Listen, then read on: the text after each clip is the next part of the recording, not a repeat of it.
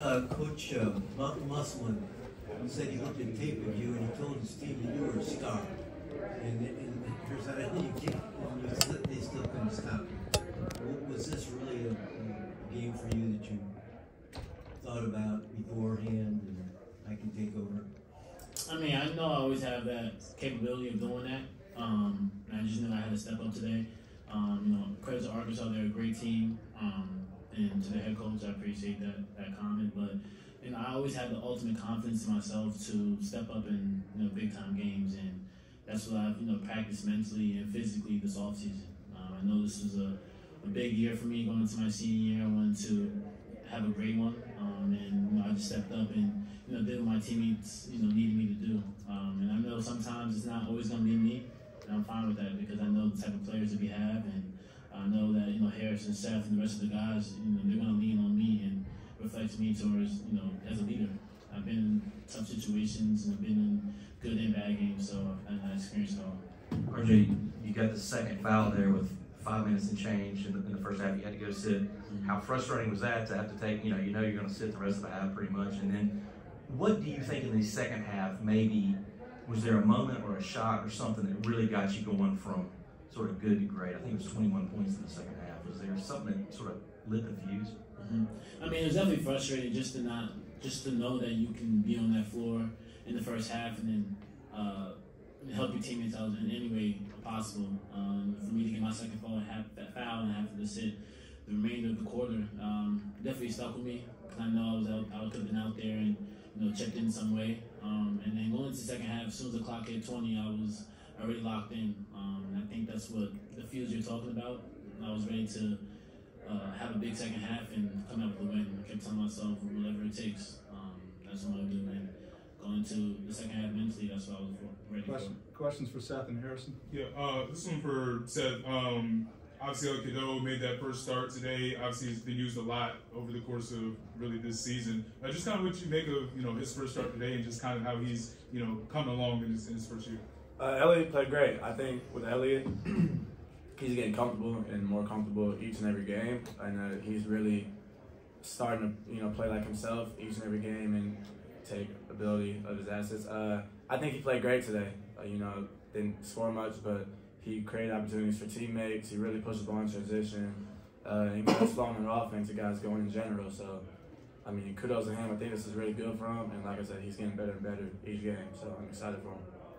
Seth, before the season, you talked about the offseason workout with you and Lebo, working on your jump shot. How has the conversation between you and him been this weekend, particularly after this game? I mean, really hasn't been most conversations between me and Lebo. I mean, that's my guy. We worked all summer, like I told you. But I mean, he expects me to make the right play, to do the right things every game, every practice, and day in, day out. And this was, I think, really nothing new for him. All right, Seth, you come with me. RJ, can we stay with Harrison? Finish with Harrison. Oh. Go ahead. I am just. Hello, Harrison. How you doing? All right, so I don't know whether to zoom in on you here with the video or what. It's a fire drill over here. Okay, so the post-ups. Okay, is there, I don't know, a checklist? When you're getting yourself in there closer and closer, are you looking to pass first? Is it just depend on the situation? Like, what is sort of your game plan with those? And obviously, the passes out of the post, I feel like just stretch the defense even more. Of course, you can just score if you want to, but like, what's the sort of attack plan for you in that situation?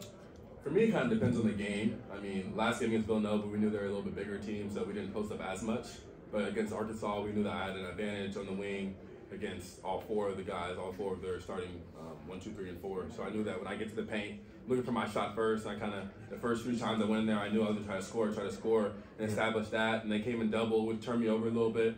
On the bench on one of the timeouts, he had an iPad, and Coach Marcus Page showed me a little film. He said that if I go a little bit lower in the post, it opens up everything. So kind of my checklist in the second half was to catch, make sure no doubles come from the baseline, and just look on the middle. If I'm one-on-one, go score. If not, make the right play. It's like quarterback in football, right, with the iPad during the timeout. Yes, sir. Was there a big difference between Nova and Arkansas when you're going into the post? Yeah, Arkansas was way more active off the ball. Number 6, I think his name was Layden Blocker. We knew we'd watched film that he was an elite defensive player off the ball. Like, he'll come out of nowhere when you're not looking. And he got me like 2 or 3 times, and then I kind of stopped turning my back as much and opened up and faced up a little bit more so I could see him. But definitely the difference was Villanova posted up more, and Arkansas was more a run and gun type of style. Harrison, those first few games of the season, I guess you were more so in the starting lineup, more so like kind of the small ball 4.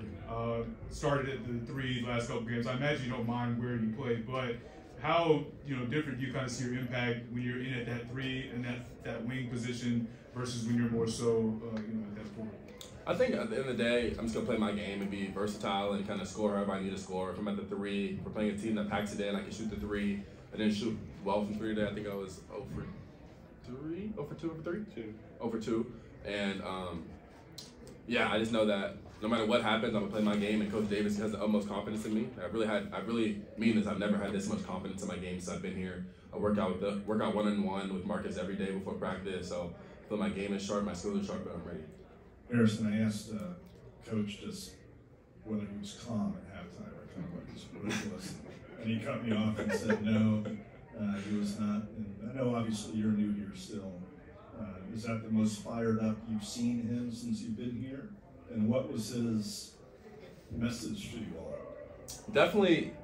Yesterday too at halftime it was pretty similar because we were down and when we were up. It was a close game, and we kept giving away leads. I feel like we'll go up 9 and then we'll kind of have a few dumb turnovers. But he was just, he was just yelling.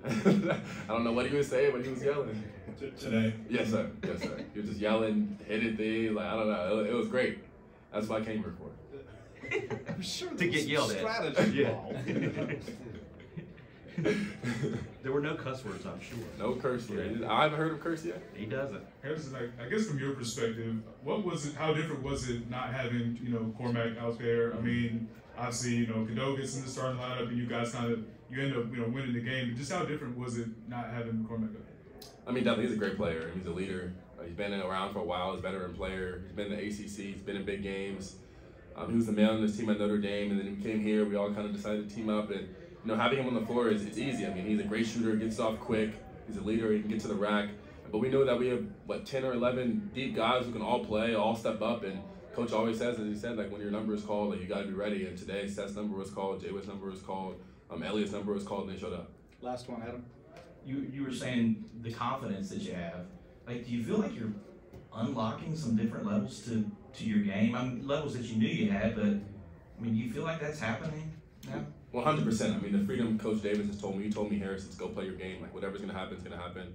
I mean, we're going to watch film, but at the end of the day, like, whatever you think is going to happen, I trust you, trust your decision-making, I trust your shot-taking, so I can kind of do whatever I want on the court. And, I mean, when your coach says that to you, when the head coach says that to you every single day in front of the whole team, I mean, how could you not have the most confidence in the world? Officially, how much weight did you lose? I feel like it varies. It varies. Right now, I'm probably a little down, so I'll probably say around 25, maybe. But I definitely got a lot stronger because I'm lifting more. But I was at 25, around 25. You're not 235 anymore, though, are you? No. What are you? I'm in the 220s. Okay. Depending on the day, like 220. I might be low 220s, I might be high 220s, depending. After this tournament, I'm probably like 220, like 219. All right, here we go. I got you. Double machine. Thank y'all. All right, thanks, everybody. Thank you, Kirsch. Well, who killed me?